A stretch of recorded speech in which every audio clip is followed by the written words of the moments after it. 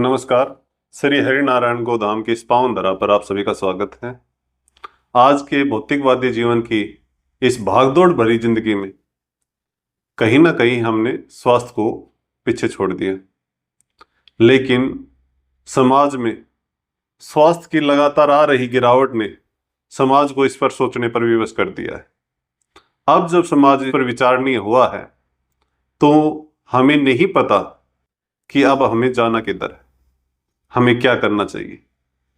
हमने अब स्वास्थ्य को हॉस्पिटलों में, योगशालाओं में, जिमों में या अलग अलग तरह की डाइट चार्ट के अंदर न्यूट्रिशन वैल्यू के हिसाब से भोजन को माप करके और उसके अनुसार जीवन को जीना चाहा है और अपने स्वास्थ्य को पाना चाहा।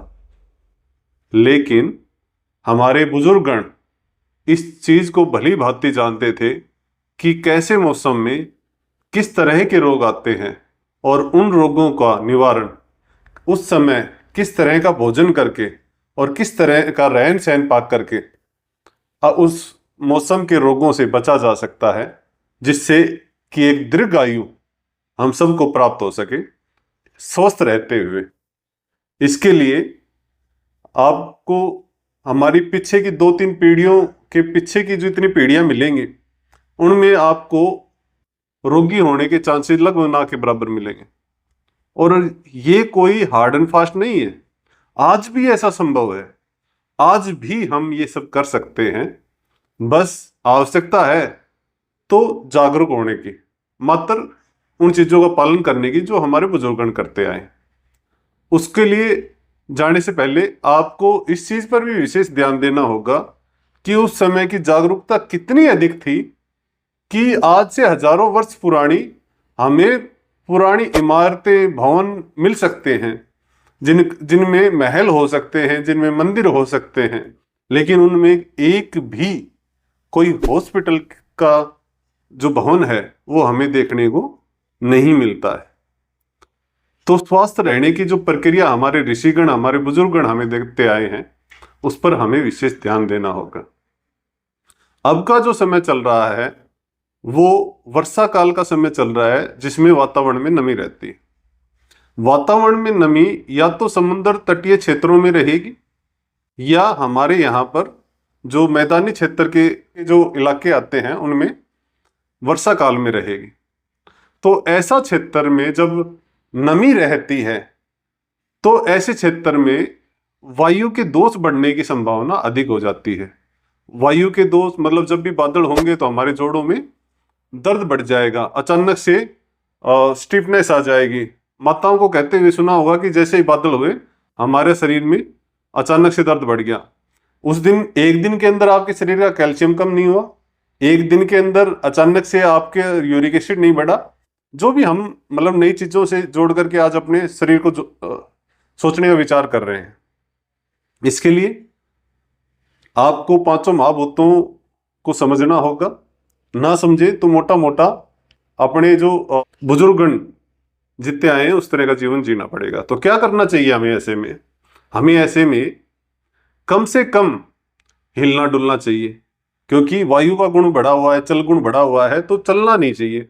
तो इस समय बारिश के मौसम में हमारे यहाँ पर झूले डल जाते हैं कि बैठ करके हवा लें, ज्यादा घूमे फिरे ना। इसी को अगर आप और अच्छे से समझना चाहें तो दक्षिण भारत के अंदर वहां पर अगर कोई नृत्य भी हो रहा है तो कथकली हो रहा है, बिल्कुल धीमा डांस कि धीरे धीरे डांस करो। अगर वहां पर रेस भी की जा रही है तो नौका के अंदर बैठ करके और नौका की रेस की जाती है कि हिलना डुलना नहीं है, ज्यादा शरीर को हिलाना डुलाना नहीं है। इस मौसम में अब कर क्या रहे हैं हम इस मौसम में भी जिम कर रहे हैं, इस मौसम में भी एक्सरसाइज के ऊपर ज्यादा ध्यान दे रहे हैं। इस मौसम में प्राणायाम कीजिए, बहुत अच्छा रहेगा। लेकिन इस मौसम में यदि शरीर को तोड़ने का प्रयास करेंगे तो हमारे शरीर का जो बल है इस समय सबसे क्षीण अवस्था में होता है, क्योंकि जठर अग्नि सबसे क्षीण है। तो इस अवस्था में यदि हमने अधिक बल का प्रयोग किया तो इस समय पर जो लोग जिम करते हैं, एक्सरसाइज करते हैं लगातार 12 महीने, वो लोग महसूस भी करते होंगे कि इस समय पर उनको ना अचानक से घबराहट, बेचैनी बढ़ जाएगी। ज्यादा एक्सरसाइज करने पर ज्यादा बल का वो प्रयोग नहीं कर पाएंगे इस समय पर।